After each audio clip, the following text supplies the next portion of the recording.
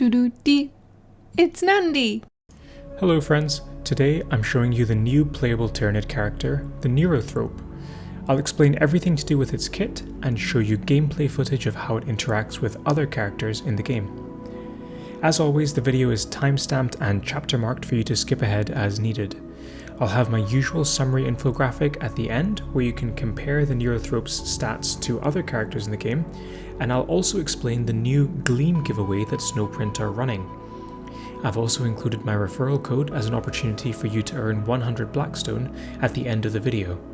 Let's start by taking a look at the Neurothrope. Every time I do one of these videos, I'm struck at just how amazing of a job the art department do in modelling and animation. The Neurothrope looks gorgeous with this giant brained insect floating in midair, shooting and channeling blasts of psychic energy. Kudos as usual.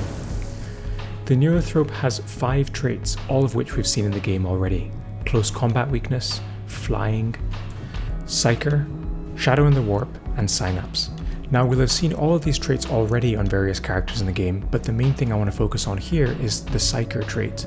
Now if you look carefully at the wording, you'll notice that the psyker trait also includes a smite attack, dealing a second 50% damage attack to an adjacent target. In terms of equipment, we have a new equipment, the Bone Sword, that has a unique 25% crit chance for the Tyranid faction. You can then see the 2 attack types we have for the Neurothrope, a psychic and physical attack, both doing 1 hit. The Neurothrope has a movement of 2. Next, let's take a look at the Neurothrope's active ability, Spirit Leech. This does psychic damage and suppresses an enemy within 3 hexes. If the enemy is already suppressed, they take bonus damage. It also gives the Neurothrope and adjacent friendly Tyranids a 60% heal at level 50. Its passive ability, Neuroparasite, is probably one of the coolest and most fun that I've seen in the game so far. The Neurothrope infects its target with one of these parasites, and the parasite gets stronger whenever the host takes psychic or suppression damage. Then, when the Neurothrope attacks again, it does bonus damage based on the level of the Neuroparasite. In this next clip, we can take a look at the Neurothrope's active ability in action. Here, the Neurothrope's already been whittled down to about 50% health before using Spirit Leech on the enemy. The text on screen reminds us that this ability does psychic damage as well as applies a suppression effect to the target when struck. I want you to pay close attention to Snapareka's Neuroparasite count as this attack lands. Here we can see the suppression effect, but also the Neuroparasite, which is immediately jumping to level 2 due to the target taking psychic damage and the suppression effect. In this clip we demonstrate the passive ability in action. I want you to pay attention to the damage number 1528 that is currently seen over all of the characters. The Neurothrope attacks the primary target and an adjacent smite target, applying a Neuroparasite debuff to both of them, and both debuffs appear to be level 1. We're reminded here on screen about the Neurothrope's psyker trait, which is the reason why its ability has chained to a secondary target, dealing reduced damage to that adjacent enemy. When we cycle back to the Neurothrope's next turn, we see a massive damage increase to the enemies affected by the Neuroparasite, compared to the enemy who currently isn't.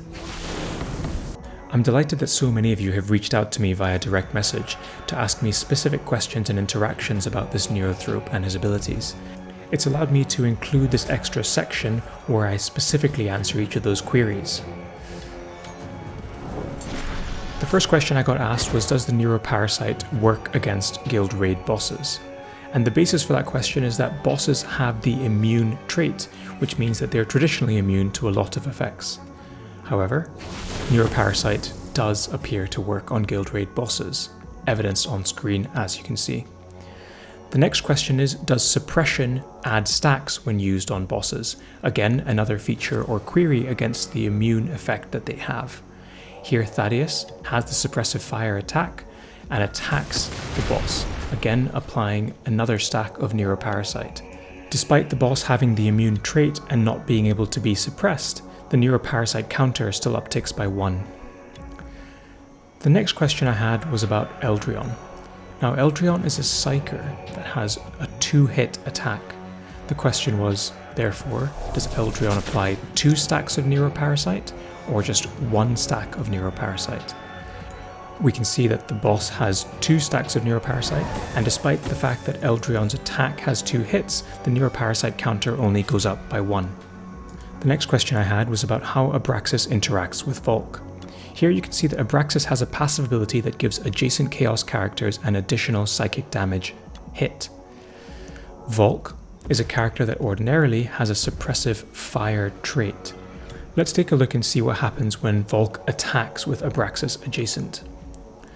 The boss currently has a Neuroparasite counter of 3, and after Volk's attack with both suppressive and psychic damage, the Neuroparasite counter goes to 5. Thanks very much for writing in with those questions. I hope that demonstration was useful. You can see all of the information so far distilled down to this infographic. I'll post this both on the wiki and the Pants of Horus Discord for your consumption. The stat radar here is provided courtesy of Tawin, and it gives you some insight into how this character compares to others in the game. As you can see here, the Neurothrope has weak defensive and melee stats, underlying just how fragile it can be. Compound this with the debilitating close combat weakness debuff, and it can theoretically be pretty easy to shut down in PvP. Overall impressions? I think the Neurothrope is great, and I'm super excited to play with it. I love Tyranids as a faction, and I think this one, particularly with its unique parasite mechanic, is going to allow for loads of theory crafting and fun. Snowprint have recently announced another Gleam giveaway.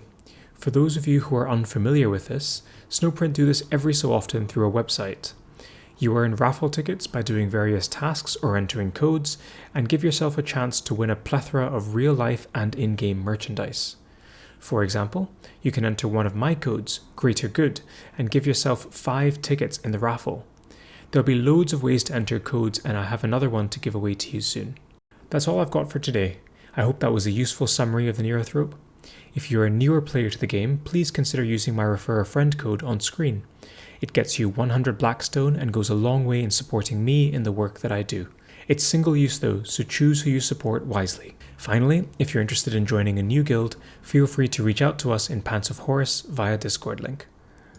Doo-doo-dee. It's Nandi!